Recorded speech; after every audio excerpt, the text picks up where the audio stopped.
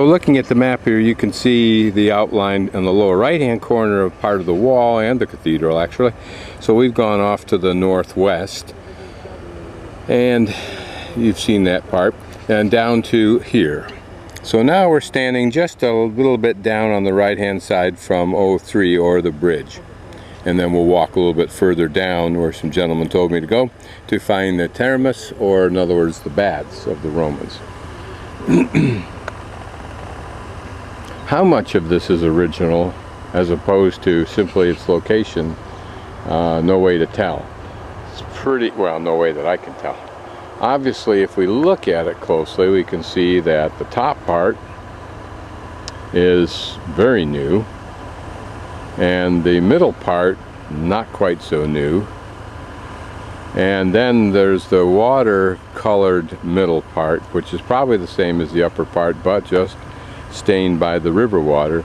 And then those rocks below may be, or it may at least may include, some of the stones from the original piers of the Roman bridge.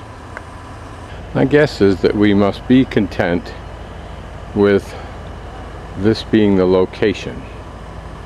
Now this first arch is a little bit different, doesn't look as new perhaps as some of the others, but it's still probably something new since 2,000 years ago.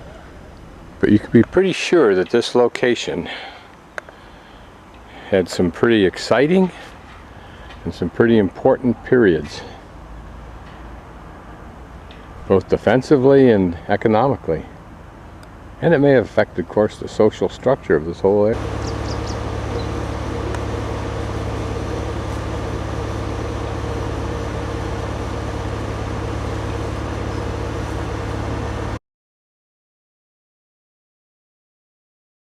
Now what we're looking at underneath the foundation, raised, if you will, floor of this hotel are the remains of the Roman baths.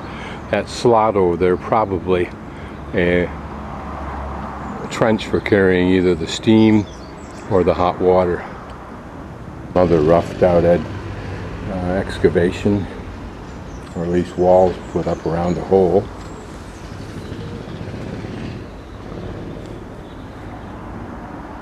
To an archaeologist, that little structure there of a stone and the hole in those two adjoining stones would have some significance.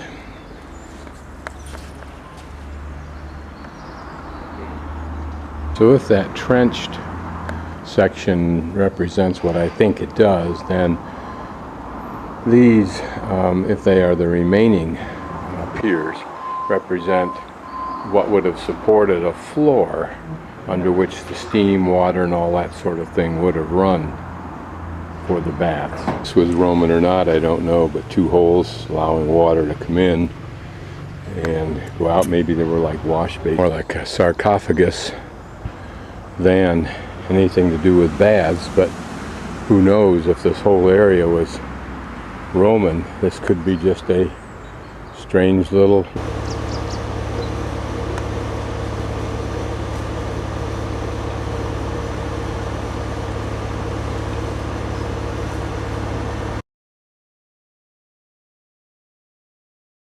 probably the town's insignia, or at least one of them, probably talks about three old Roman cities.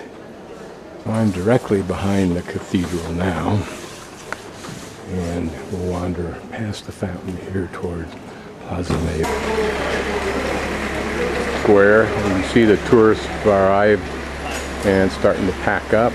And down there, I think, is probably Plaza Mayor, since that's where all the tourists are. Did another square. There's lots of squares in Spanish cities.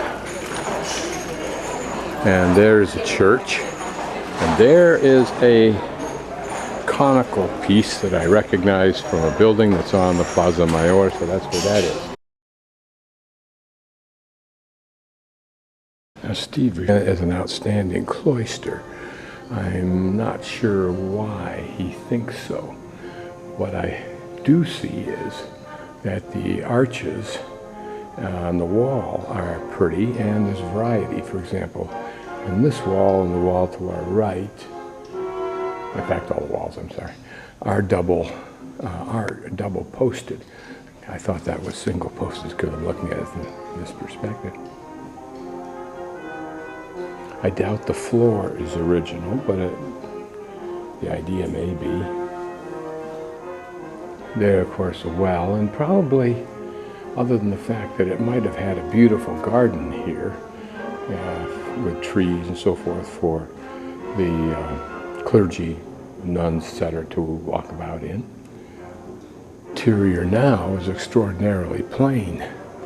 The usual sarcophaguses of church notables, usually those that had the bucks and the days to support the church in a big way, got to stay here for as long as forever is. And I assume this is the inside of what looks like a rather simple sarcophagus, if in fact this is what it is. But I mean, there the skull and the rest laid in here. Yikes. The man who expected to be in here, or the woman, this was security. This was perhaps safety in the arms of God. To me, I'd rather see each of my little parts be spread around the world through the oceans via erosion, deterioration, consumption by other beings, and ultimately when the Earth's destroyed some billion or some odd number of years in the future, my parts will again be scattered throughout the universe, as Carl says, space dust. I don't think these were for humans, but no telling with those people in those days. Baptismal font, not font, but a bowl and a font nearby. It had been a special little chapel of some sort, duplicating the architecture on the cloister itself. And this is some form of plumbing, but I don't know what it is. Whether it had a top to it, whether it was just a rain spout, or whether it was something put in the ground, when sundials were the ultimate.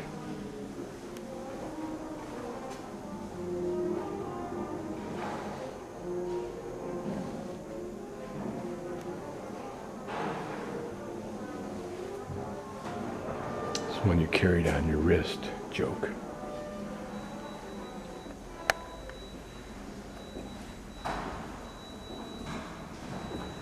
How nicely done this one is.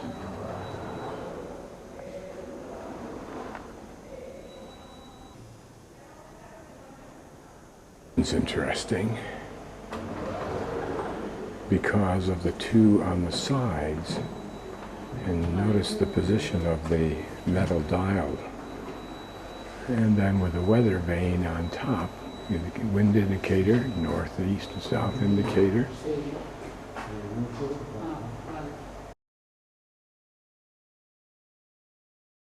A close-up view of some Roman mosaics. These may be the ones that were referred to as the House of Mosaics.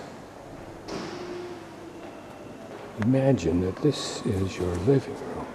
It's not really hard to imagine because our carpets could have exactly the same look, taking into account that this might have been more vibrant when it was new for some reason.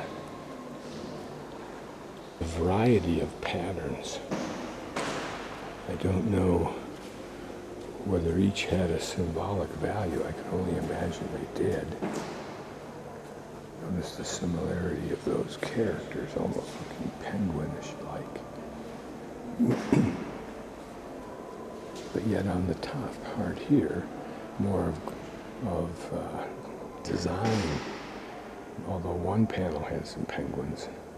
They've done for our benefit is to create what the design might have been, but including the portions of stone that were left in place or found in place. For example, right here, you can see that these two sections have stones, but the adjacent parts do not.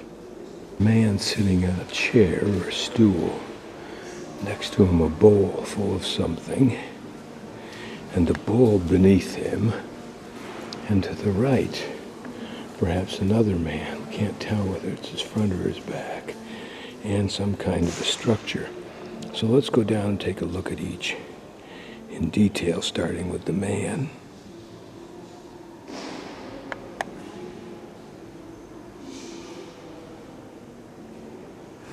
How much of that is actually stone versus something else, I can't tell yet. Let's look at more closely at his shoes. Oh, we can see stones, okay. At his feet, rather. The shoelaces, clever, eh? Huh.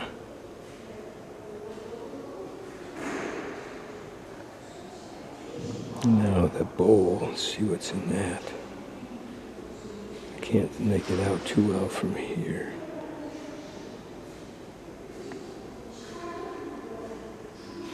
And then the bowl.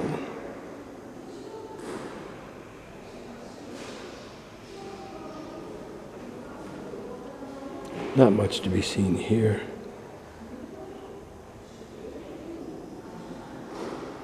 Gives you an idea of the size of the room, though.